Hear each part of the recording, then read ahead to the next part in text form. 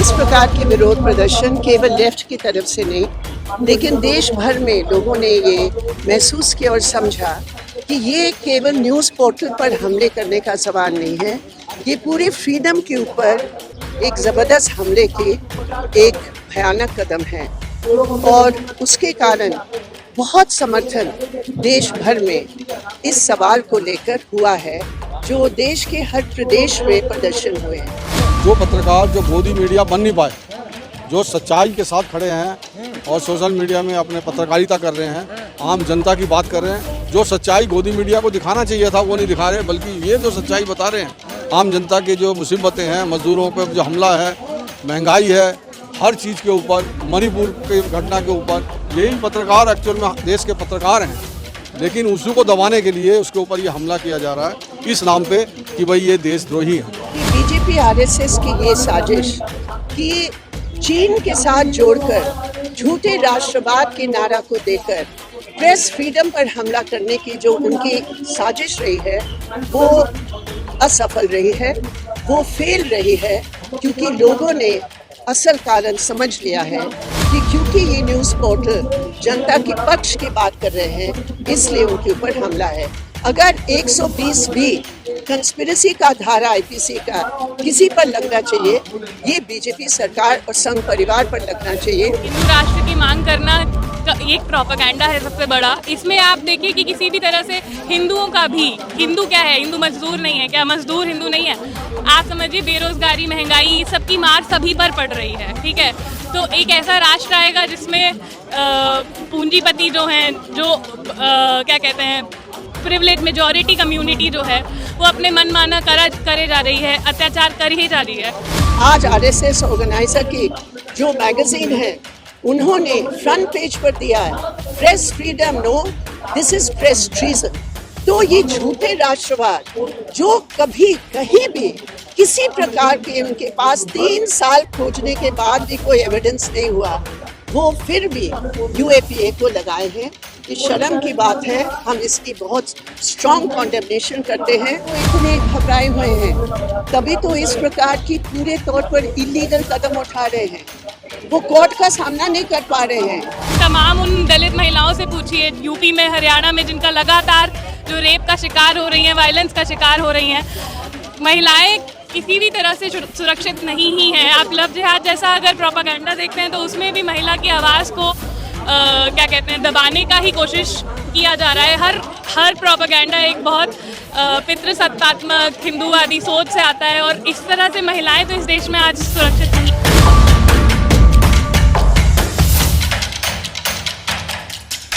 जी हाँ दोस्तों, आप देख रहे हैं बोल बेदर का अभियान जंतर मंतर पे। यहाँ पर जिस तरह से सोशल मीडिया पे जिस तरह से ईडी के छापे लग रहे हैं, तो तमाम ये मुद्दा है, और बेरोजगारी और विकास के भी मुद्दे हैं देश में। तो यहाँ से जानते हैं इन लोगों का क्या मुद्दा है, कि आखिर क्यों यहाँ पर प्रोटेस्ट कर रहे हैं। यहाँ पर देखिए, मजदूर की आवाज़ बुलंद करने के लिए पत्रकारों पर हमला बंद करो, ये नारे इन लोगों को लगाए। आज लेफ्ट पार्टीज की तरफ से ये प्रेस फ्रीडम के पक्ष में और आज़ाद पत्रकारिता के पक्ष में न्यूज़ क्लिक के ऊपर जो हमले हुए, उस संदर्भ में एक प्रदर्शन हुआ है जिसमें मैं शामिल हूँ। हालांकि इस प्रकार के विरोध प्रदर्शन केवल लेफ्ट की तरफ से नहीं, लेकिन देश भर में लोगों ने ये महसूस किया और समझा कि ये केवल न्यूज़ पोर्टल पर हमले करने का सवाल नहीं है, ये पूरे फ्रीडम के ऊपर एक ज़बरदस्त हमले की एक भयानक कदम है। और उसके कारण बहुत समर्थन देश भर में इस सवाल को लेकर हुआ है, जो देश के हर प्रदेश में प्रदर्शन हुए हैं। तो मैं कहूँगी कि बीजेपी आरएसएस की ये साजिश कि चीन के साथ जोड़कर झूठे राष्ट्रवाद के नारा को देकर प्रेस फ्रीडम पर हमला करने की जो उनकी साजिश रही है, वो असफल रही है, वो फेल रही है, क्योंकि लोगों ने असल कारण समझ लिया है कि क्योंकि ये न्यूज़ पोर्टल जनता के पक्ष की बात कर रहे हैं, इसलिए उनके ऊपर हमला है। अगर 120 भी कंस्पिरेसी का धारा आईपीसी का किसी पर लगना चाहिए, ये बीजेपी सरकार और संघ परिवार पर लगना चाहिए। आज आरएसएस ऑर्गेनाइजर की जो मैगजीन है उन्होंने फ्रंट पेज पर दिया है press freedom no, this is press treason. तो ये झूठे राष्ट्रवाद जो कभी कहीं भी किसी प्रकार के उनके पास 3 साल खोजने के बाद भी कोई एविडेंस नहीं हुआ, वो फिर भी यूएपीए को लगाए हैं। ये शर्म की बात है, हम इसकी बहुत स्ट्रॉन्ग कॉन्डेमनेशन करते हैं और उन सब का स्वागत करते हैं और बधाई देते हैं जिन्होंने इसके खिलाफ आवाज। देखिए सीपीएम क्या रोकेगी, जनता रोकेगी। ये तो जनता की यूनिटी है जो रोकेगी, तभी तो वो इतने घबराए हुए हैं, तभी तो इस प्रकार की पूरे तौर पर इलीगल कदम उठा रहे हैं। वो कोर्ट का सामना नहीं कर पा रहे हैं क्योंकि एक के बाद एक उनके सब इलीगलिटीज चल रहे हैं। तो जनता के ऊपर ये है। मैम किस तरह से देखते हैं आप आदमी का सारे विधायक को अरेस्ट किया है, संजय सिंह को भी अरेस्ट किया है, क्या कहें? ये बिल्कुल गलत है क्योंकि इस कोर्ट ने भी, सुप्रीम कोर्ट ने भी जो टिप्पणी की है मनीष सिसोदिया की अरेस्ट के संबंध में, उन्होंने कहा तुम्हारे पास कोई एविडेंस है ही नहीं। एक अक्यूज के एविडेंस लेकर तुम इनके ऊपर लगा रहे हो। तो ये तो रोज उनका जो है खुलासा हो रहा है कि कितने झूठ और कितने तानाशाह रुख अपना कर वो लोगों को फंसाने का प्रयास। केजरीवाल का नंबर है मैम? ये सब आप बोलिए, हम तो यहाँ प्रेस पत्रकारिता की समझ। देखा जा रहा है कि तमाम जो है सोशल जो पत्रकार हैं वो सर इस ईडी के छापे लग रहे हैं, क्या कहेंगे?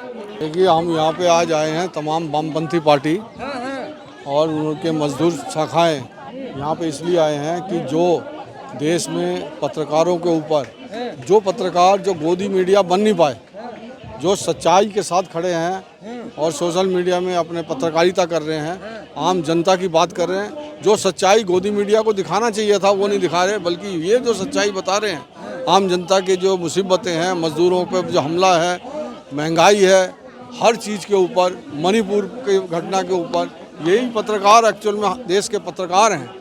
लेकिन उसी को दबाने के लिए उसके ऊपर ये हमला किया जा रहा है इस नाम पे कि भाई ये देशद्रोही है। जबकि हर मामले में ये मजदूर आवाज़ उठाते हैं तो उनको देशद्रोही कहते हैं, किसान आवाज़ उठाते हैं तो उनको देशद्रोही कहते हैं, महिला पहलवान जिसके जो है यौन शोषण किया गया, जो एक एमपी द्वारा जो उसको महिलाओं पहलवानों को भी देशद्रोही कहते हैं।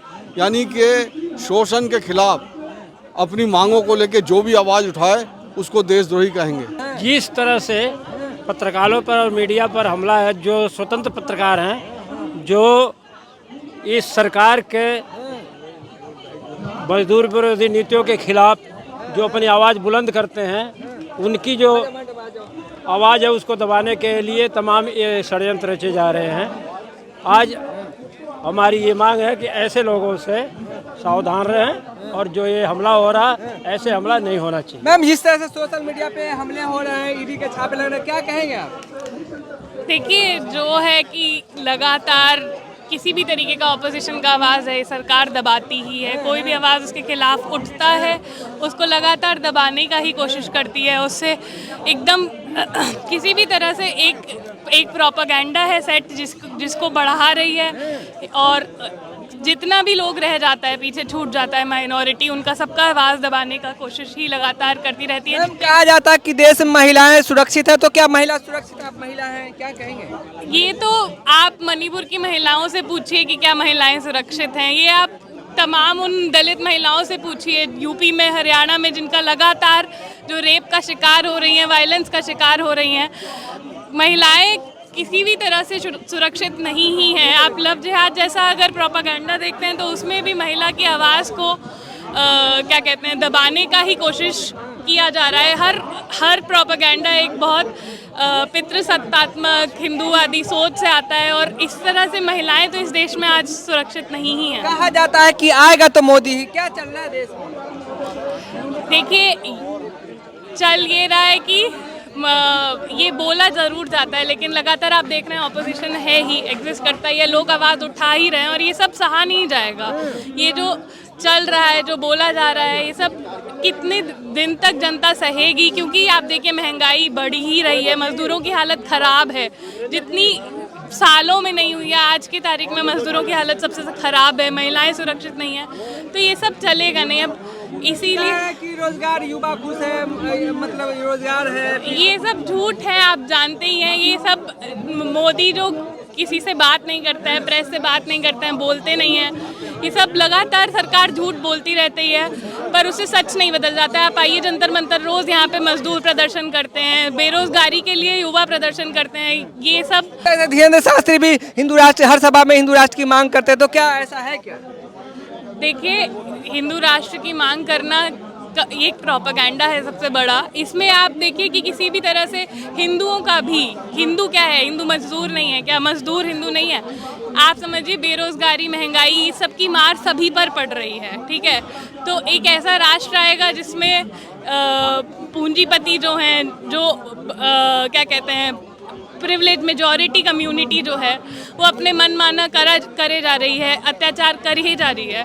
तो यही सब जिस तरह से ये मणिपुर में महिलाओं का जो अश्लील वीडियो वायरल हुआ था, ये संदेश लगातार ये सरकार भेज रही है कि हम आप लोग के साथ नहीं खड़े, हम आप लोग पर अटैक कर रहे हैं। मणिपुर में जो महिलाओं के साथ हुआ, वहाँ भी एक प्रोपेगेंडा बनाया गया जो कम्युनिटी है वहाँ की, उनके ऊपर, और उसी तरह से मतलब लगातार अटैक ये सरकार करती रहती है। तो वो वीडियो का वायरल होना या तमाम ऐसे इंसिडेंट्स आप देख रहे हैं, अब बहुत आम हो गया है। लगातार कुछ ना कुछ ऐसा हो रहा है जिसमें सरकार अटैक कर रही है, और इसी तरह से ये सब इसके खिलाफ आवाज़ उठती रहेगी, क्योंकि ये सब लोग सहने के लिए तो नहीं, मतलब यही कहेंगे कि जो भी इस सरकार के, मोदी सरकार के खिलाफ आवाज़ उठाता है उसके ऊपर दमन होता है, यही कहेंगे। सच्ची पत्रकारिता जो एक जनवाद में जिसकी ज़रूरत है, अगर सरकार कोई गलत कदम उठा रही है उसको उजागर करना और उसके खिलाफ आवाज़ उठाना अगर जुर्म है डेमोक्रेसी में, तो उनकी डेमोक्रेसी की डेफिनेशन ही उल्टी है, इसलिए वो दमन कर रहे हैं। पत्रकार मतलब सत्ता पक्ष को कमजोर करने के लिए ये सब सोशल मीडिया वाले पत्रकार जो है एकजुट हो गए। जी नहीं, सत्ता पक्ष को कमज़ोर नहीं कर रहे, सत्ता पक्ष को के खिलाफ आवाज़ उठाना, उनसे असहमति जताना जनवाद का एक अंग है। अगर उसको आप कमज़ोर करना कहते हैं तो ये आपका लुकआउट है। मैम, जिस तरह से कहा जाता है कि देश में गरीबी, बेरोजगारी सब खत्म है, तो क्या कहेंगे? ये वो कहते हैं, आप जरा जाके देख लीजिए ना बस्तियों में, आपको खुद पता चल जाएगा। आप तो जर्नलिस्ट। गरीबों को पक्के मकान मिले, बुजुर्गों को राशन मिल रहा है। आपने देखा बस्तियों में जाके? आप देखो ना जरा बस्तियों में जाके क्या है, किस तरह की भुखमरी है, किस तरह के मकान हैं, कितने लोग बेघर हैं, आपको खुद पता चल जाएगा। आप सिर्फ जो मोदी सरकार बयान कर रही है उसी पर निर्भर रहोगे क्या? प्रेस रिलीज ले ली और छाप दिया और दिखा दिया? खुद भी तो थोड़ा देखो, जाके रिसर्च करो, पता लगाओ, आपको अपने आप पता लग जाए। न्यूज़ क्लिक पे फिर अभिषेक शर्मा पे ईडी के शिकंजे कसे गए, क्या कहेंगे? बोल तो दिया आपको कि अगर सरकार के साथ असहमति दिखा रहे हैं तो उनके ऊपर दमन हो रहा है, यही कहेंगे। यही अभी के महंगाई, बेरोजगारी के खिलाफ हम संघर्ष कर रहे हैं, हमारा संघर्ष जारी रहेगा। अगर मोदी सरकार को ये मंजूर नहीं कि हम उनसे असहमत रहें तो वो दमन करेंगे और हम उस दमन के खिलाफ प्रतिरोध। जी दोस्तों, देखा किस तरह से इन्होंने बेबाकी से हर मुद्दों को जवाब दिया। तो इस तरह का तमाम वीडियो देखने के लिए चैनल को सब्सक्राइब कर ले, साथ में कमेंट करके अपनी राय जरूर दे। धन्यवाद।